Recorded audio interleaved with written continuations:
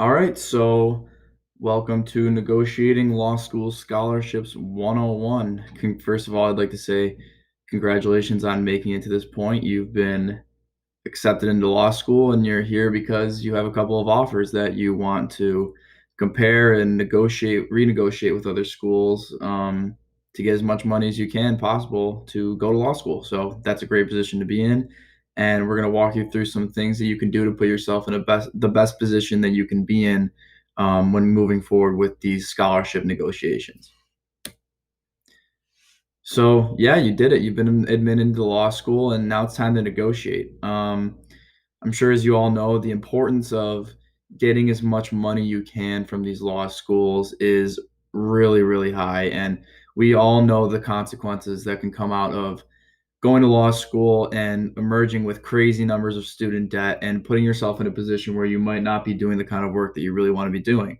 So it's important to be aware of some things like what we have here: the average student loan debt monthly payments for graduates, and the average education costs as they've ranged from 1971 to 2019. And as you can see, and we all know, the price of education and higher education, and especially law school right now, is kind of bewildering, and in a place where if you don't handle it correctly and you don't leverage the assets you have, especially when going into renegotiating your scholarships, you really don't want to. You want to make sure that you're not missing out on any opportunity to claim any money, scholarship money, housing benefits, money for textbooks, any kind of things that are in a scholarship that can up the value of it as much as you can, so you can make sure that you're going to law school and getting out of it without crazy amounts of debt.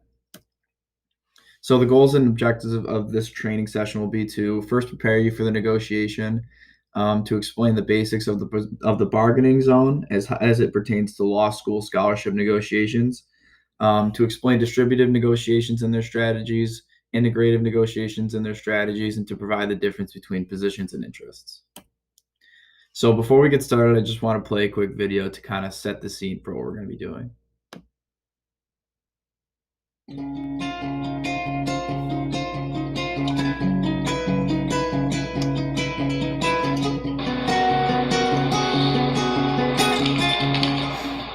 Who would like this $20 bill?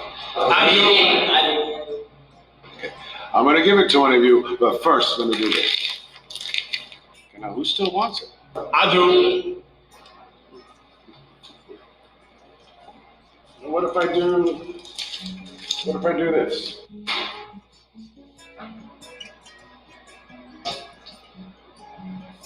And who wants it now? I do. My dear students, I've just showed you a very important lesson. No matter what I did with this money, you still wanted it because it never lost its worth. It's still worth $20. Well, there are many times in our lives when we feel like life has crumbled us up and ground us into the dirt. We may make some bad decisions or have to deal with some poor circumstances. And sometimes our lives can make us feel worthless. But no matter what has happened, no matter what will happen, you never lose your worth. You never lose your value. Don't ever forget that.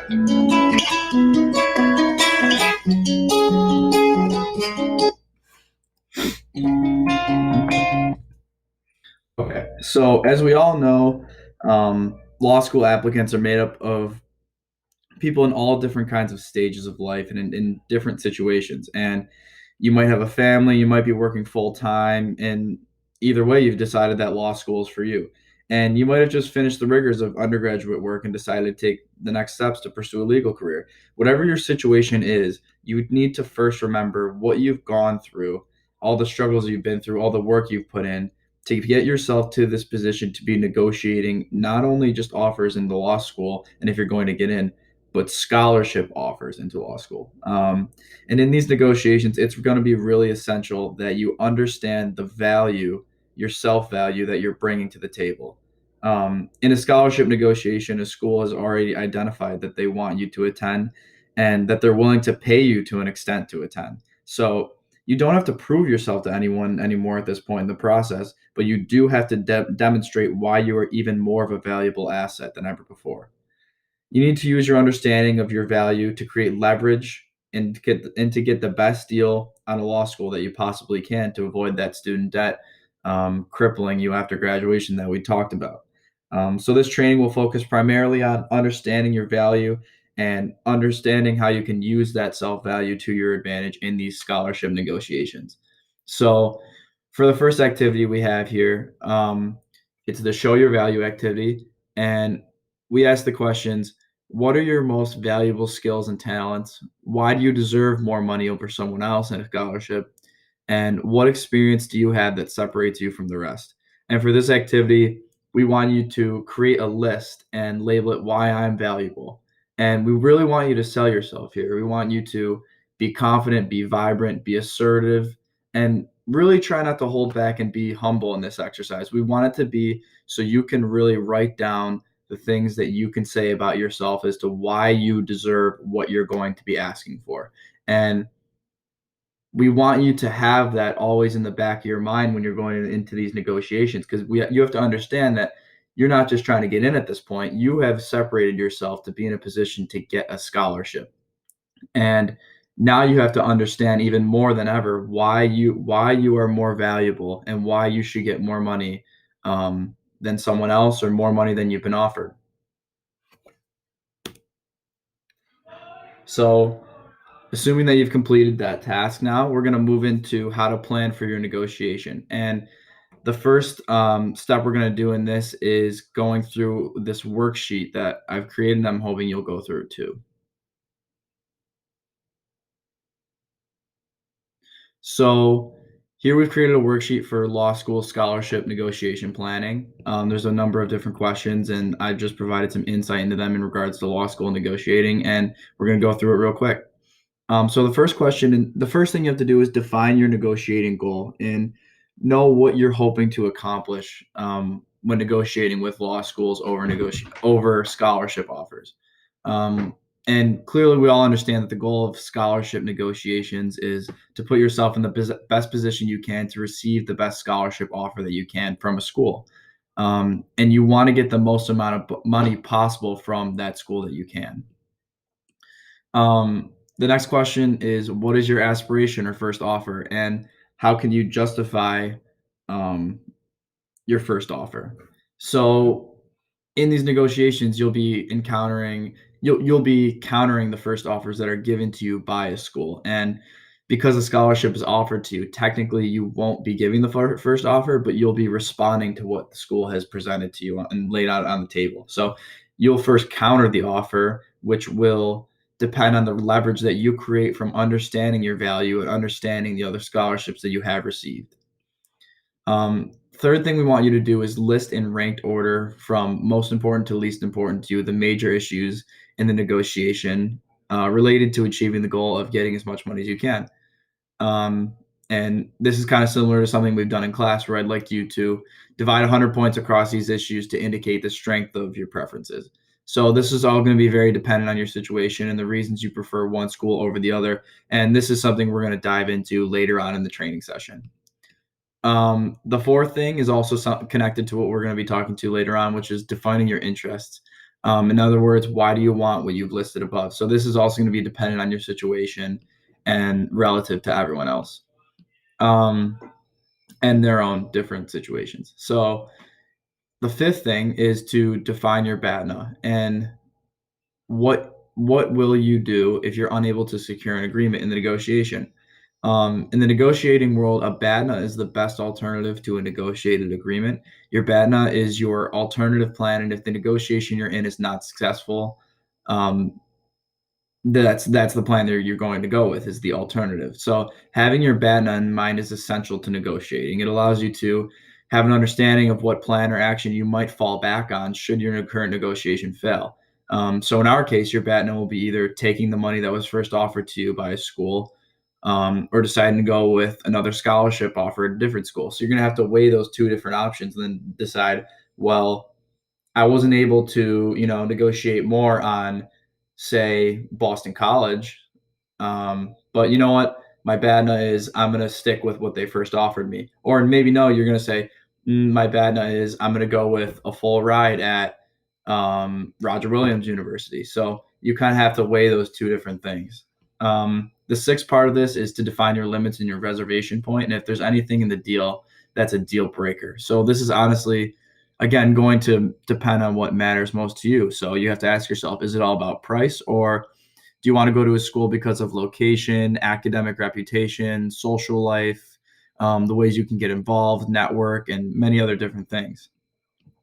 7 is to describe your understanding of the other party's goals, issues, and reservation points. So you need to understand that while law schools want you to come, if they are providing a scholarship, they're not going to wait on you forever. So in addition, there will always be other candidates like you who are willing and able to take your offer if it's not good enough for you.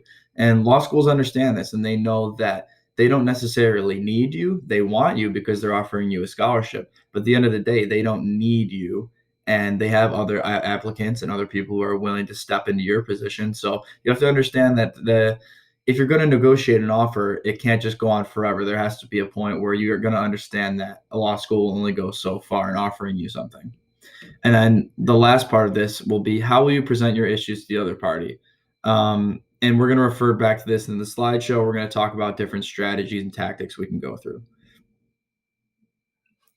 So key strategies, there's a number of different strategies you can use in a negotiation, but I'm going to walk you through some of the most applicable to use when negotiating scholarships for a law school. First thing first, you always have to plan. And obviously, we just walked through a pretty solid planning worksheet, and that's where I'd like you to start for this training session. And also in terms of planning, always have to do your homework on understanding your offers, which we'll go through further in this presentation. Second thing is to be confident in looking for more. And like we said, we have to know our value, especially when going into a negotiation like a scholarship. And you don't have to be afraid to ask. And I've included an article in here. I'll click on it real quick, but if you want to look through it, you can. It kind of talks about how it's become less taboo in the legal world to discuss scholarships with law schools. It's become less of an issue, and more things that law schools are willing to do. They're more willing than ever to discuss with their students or discuss with their applicants negotiating for scholarships, and it's becoming more of a normal practice. So especially in the world of law school, don't be afraid to ask, and always remember to base that on your value that you've identified. Third is to be transparent. It's really important that you explain your other offers to the law schools, and that you explain clearly what one school is giving to you and what you want to get from this school to kind of match that offer. And this is really a great point of leverage, because if you can explain clearly, even I've read that you can send your offer to a law school. They'll sometimes ask to see the actual offer.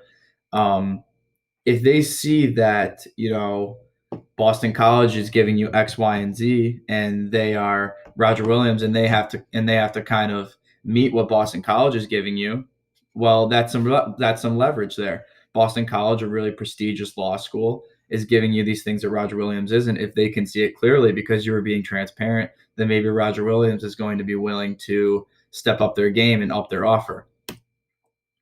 A little more on strategies. You have to understand your situation and explain why you need more,